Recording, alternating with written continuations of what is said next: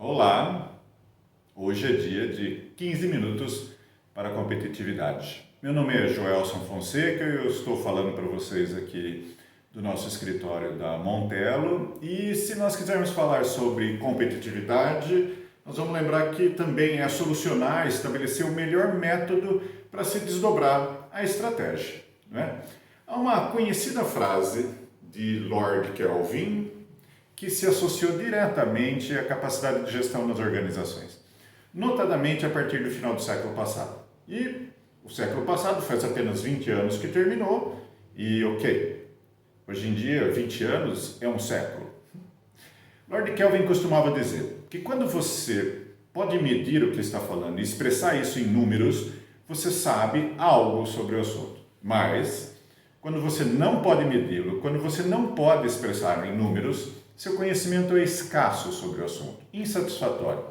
Pode até ser o começo do conhecimento, mas você, nesse caso, mal chegou perto do conceito de ciência. Muito bem. Em um artigo recente da revista de negócios de Harvard, da edição de setembro-outubro do ano passado, 2019, intitulado Don't Let Metrics Undermine Your Business, ou, pela minha livre tradução, não deixe as métricas detonarem o seu negócio. Eu li algo que estava me intrigando acerca do desdobramento e quantificação do desempenho da estratégia, evolução, né, acompanhamento do desdobramento dela, em alguns casos que eu tenho vivenciado. Vou contar um já, mas eu vou falar primeiro do artigo. No artigo, seus autores, Michael Harris e Bill Taylor, comentam sobre a substituição de métricas, ou seja, a tendência que as pessoas, em específico a alta direção, a liderança, têm de substituir mentalmente sua estratégia de negócios por métricas. E isso é muito bem desdobrado em toda a organização. Muito embora essas métricas elas devem refletir o progresso da empresa em relação aos seus objetivos, o foco nas métricas pode destruir uma organização ou detonar, como eu acabei de traduzir o título do artigo. Nesse artigo eles citam alguns casos, 3 ou 4, da Wells Fargo, depois de uma referência de alguns professores de Atlanta, com relação às métricas do governo associadas à educação. E eu mesmo me questionei, e foi por isso que eu lembrei desse artigo hoje, um caso recente com alguns formuladores de estratégia de uma dada empresa. Imagine a seguinte situação, agora vem o caos. Em um centro de atendimento do cliente de uma organização maior, para essa parcela da operação da empresa, a estratégia de bem atender os clientes, tal qual expressa, ela foi desdobrada como? Foi traduzida, substituída como tempo de chamada.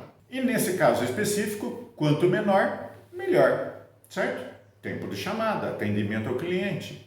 A rigor, o que eu vi, aliás, enxerguei junto com os formuladores dessa estratégia, porque foi um bom pensar e repensar junto, sim, repensar notadamente, pois nessa experiência eu pude ver em loco um caso clássico ligado ao fenômeno do jump to conclusions, ou a gente pular rápido demais para as conclusões.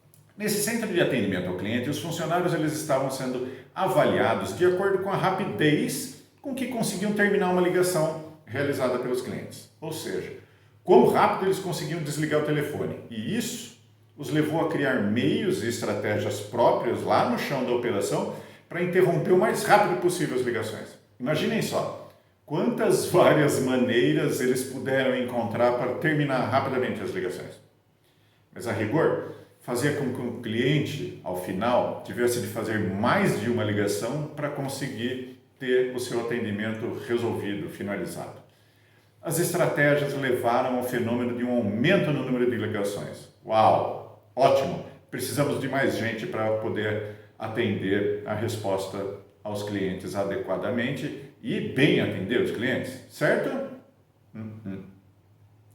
E houve o que? Em específico, mesmo com o aumento de número de pessoas no centro de atendimento, um decréscimo, uma queda no índice de satisfação do cliente. Ou seja, ia frontalmente contra o objetivo da empresa, mas totalmente alinhado à métrica criada. Nesse caso, veja, em alguns outros casos que tenho visualizado, o desempenho ou objetivo associado à estratégia das organizações foi substituído pela medição desse desempenho. A estratégia já não era mais o fim, mas a métrica sim.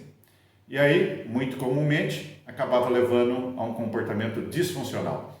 No melhor das hipóteses, disfuncional. E às vezes, como no caso do artigo da revista de negócios de Harvard, ilegal, né? Em referência ao caso da Wells Fargo, na pior das hipóteses. Os autores nesse artigo eles recomendam 3 contramedidas para esse tipo de problema. 1. Fazer com que as pessoas responsáveis pela implementação da estratégia ajudem a formulá-la. Aqueles que implementam, executam. 2. Afrouxar o vínculo entre métricas e incentivos de desempenho. Nesse caso dos atendimentos. E use mais de uma métrica, várias métricas associado a um dado objetivo estratégico, de modo que você possa cruzar e verificar a resposta de qualidade de cada uma delas. Sim, trazer as pessoas que executam a estratégia, no caso da primeira sugestão, para ajudar a formulá-la e a desdobrá-la, é um caso muito bom de cultura organizacional, não? Em alguns lugares, um senhor paradigma. Tudo isso é válido. Eu acho, mas também penso e sinto que adiciona complexidade que talvez não seja necessária para lidar com um problema. E aí, nesse caso, desperdício. Deming, sim, William Edwards Deming, tinha uma maneira mais simples de tentar evitar essa substituição, mesmo que ele não a chamasse assim, né, em específico. Da sua maneira, da sua peculiar maneira e discreta de questionar, ele simplesmente perguntaria: qual o método? Sim, por qual método você vai desdobrar a estratégia? Em outras palavras, qual é o método para melhorar o desempenho de atendimento ao cliente? Com essa pergunta muito simples e direta, as pessoas, no caso, poderiam ser forçadas a articular o processo que eles usariam para alcançar, então, a meta de bom atendimento, né? A meta organizacional de bom atendimento ao cliente.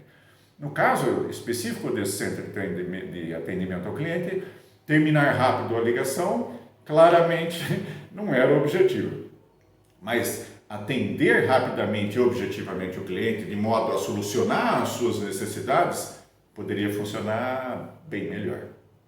Nesse caso, o centro de atendimento e suas lideranças poderiam, e assim o fizeram posteriormente, depois de desdobrar e tentar solucionar o problema, fornecer mais treinamento técnico de formação, de bom atendimento e a respeito do sistema envolvido nas vendas e também a dar-lhes mais autonomia. Sim, autonomia ao pessoal de atendimento direto ao cliente, para decidir qual o melhor caminho associado a um sistema de compra, venda e acompanhamento de pedidos de uma multinacional de compra direta ou de venda direta. Sempre a cultura, mas por baixo da cultura, mantenha a simplicidade. E, parafraseando Deming, por qual método você vai segui-lo? Gostou da provocação de hoje? Por favor, deixa seus comentários aqui embaixo no vídeo, críticas, adoro críticas e sugestões. Muito obrigado pela sua atenção e até a próxima. Tchau, tchau!